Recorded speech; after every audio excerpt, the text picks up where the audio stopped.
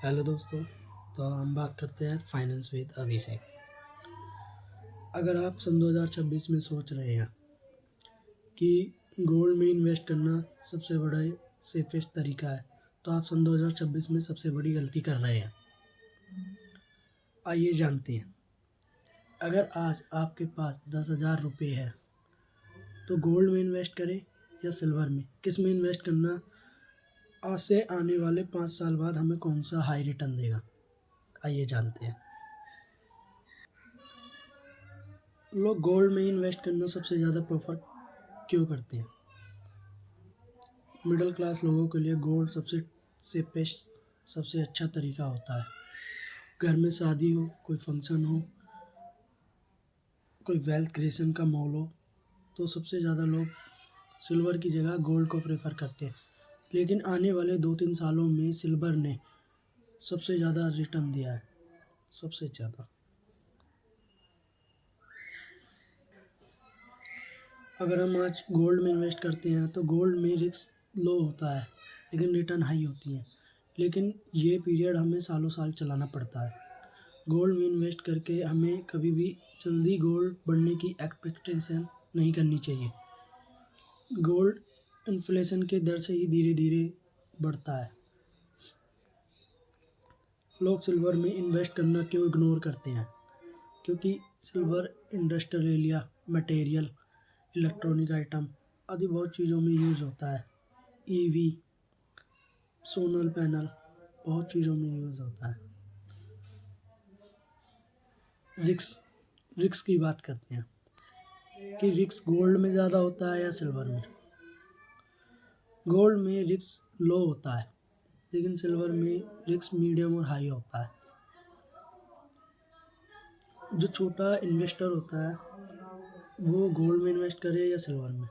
देखो, गोल्ड में इन्वेस्ट करने की जो अवधि होती है वो हाई होती है, लेकिन सिल्वर में इन्वेस्ट करने का पीरियड जो होता है वो लो होता है। मानो कोई जॉब कर रहा है, जो नई आने वाली जनरेशन है, अगर कोई जॉब कर रहा है, अगर उसकी सैलरी फिक्स है तो उसे गोल्ड में इन्वेस्ट करना चाहिए। लेकिन जो यंग है जनरेशन, उसे सिल्वर में।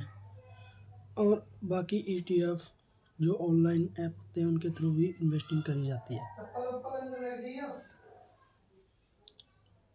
आइए दोस्तों, अगर आप जॉब करते हैं, अगर आप महीने के 20,000, 15,000, 25,000 जो भी कमाते हैं, अगर आप 10,000 छोटा अमाउंट भी गोल्ड या सिल्वर में इन्वेस्ट करते हो तो आने वाले 5 साल में हाई रिटर्न देता है।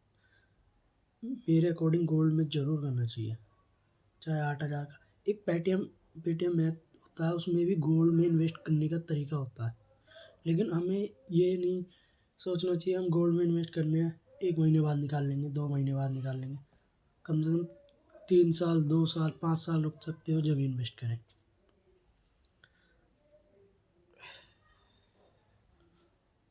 सबसे बड़ी गलती लोग क्या करते हैं? ज्वेलरी में इन्वेस्टमेंट करना सबसे बड़ा अच्छा तरीका समझते हैं। वो अपना सारा इकट्ठा किया हुआ पैसा ज्वेलरी में ही लगा देते हैं, जो कि एक मेटल में लग जाता है सारा। और ये ख़तरनाक तरीका है।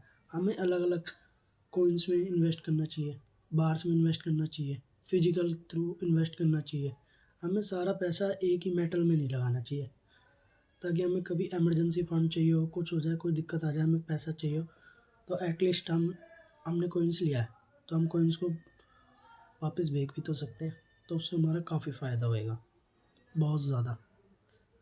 तो हमें कभी भी सारा पैसा इकट्ठा एक ही मेटल में नहीं डालना चाहिए।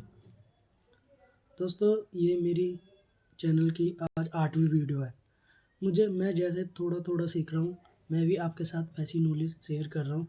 अगर आपको वीडियो पसंद आई, लाइक करो, सब्सक्राइब करो।